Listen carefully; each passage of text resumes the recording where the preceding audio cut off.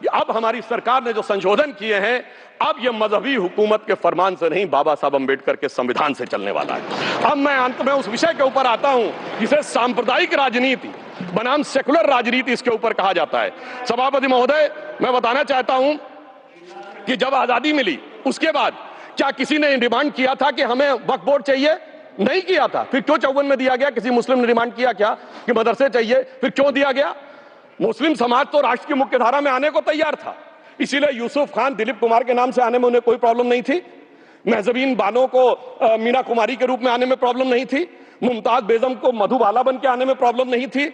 हामिद अली को अजीत के रूप में आने प्रॉब्लम नहीं थी। मगर और मैं यह भी बताना चाहता हूं, मुस्लिम समाज में बहुत बड़ा तबका उस समय इस बात को सोच रहा था, और अभी कपिल सिब्बल साहब बोले ये उस चीज के वकील रहे, इन्हें पता होना चाहिए, पता होगा कि सुन्नी सेंट्रल वक्फ बोर्ड राम मंदिर में 1961 में मुद्दई बना है, 12 साल के बाद, क्योंकि के मोहम्मद ने लिखा है कि एक बहुत बड़ा तबका था जो ये मानता था कि हमें इस चक्कर में नहीं पड़ना चाहिए।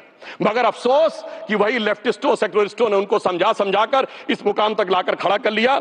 अब यहां मैं एक और बात कहना चाहूं, खैर छोड़िए उन सरकारों ने बाद में क्या दिया, मगर उसके बाद सुनिए, इंदिरा जी के जमाने में मुस्लिम पर्सनल लॉ बोर्ड आया, तो राजीव जी के जमाने में शाबानो केस आया, तो नरसिम्हा राव के जमाने में 95 का एक्ट आया, तो मनमोहन सिंह जी के जमाने में 2013 का एक्ट आया, मगर इलाज नहीं निकला।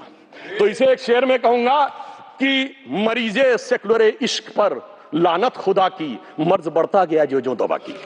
अब मैं सभापति महोदय एक और बात कहना चाहता हूं, शुरू के 20-25 साल में मुस्लिम समाज के बारे में मैं कहना चाहता हूं। आज जब आजादी मिली तो मुस्लिम समाज के प्रतीक कौन थे? उस्ताद बिस्मिल्लाह खां, उस्ताद फरीदुद्दीन डागर, उस्ताद बड़े गुलाम अली, उस्ताद जाकिर हुसैन, जिनकी अभी कुछ दिन पहले डेथ हुई, बड़े बड़े नगमा निवार, हसरत जयपुरी, मजरूर सुल्तानपुरी, साहिर लुधियानवी, कैफी आजमी, जोश मलियाबादी, जिगर मुरादाबादी। अब सर क्या हो गया? तब मुस्लिम समाज इन अदब के शाहकारों के साथ जोड़ा जाता था। आज मुस्लिम समाज का नेतृत्व किन लोगों के साथ जोड़ता है? इशरत जहां, याकूब मेनन, मुख्तार अंसारी, अतीक अहमद, दाऊद इब्राहिम। कौन जोड़ रहा है ये? तब से सर, जब से ये सेकुलर हो गया देश 1976 से और सेकुलर सियासत शुरू हुई, उसने ले जाकर इनको इस मुकाम तक पहुंचाया।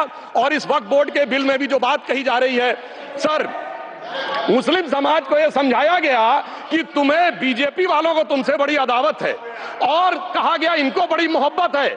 जब यह देश आजाद हुआ, मैं उत्तर प्रदेश का रहने वाला हूं, उत्तर प्रदेश में 1931 की सेंसस में 8% रेट ऑफ डेथ थी और सैयद मुसलमानों में 24% थी।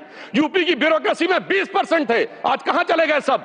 मैं एक लाइन में कहना चाहूंगा, ये अदावत और मोहब्बत की सियासत में ऐसे फंसे कि किसी को किसी की मोहब्बत ने मारा, किसी को किसी की अदावत ने मारा, मगर इस शराफत अली को सेकुलर सियासत ने मारा।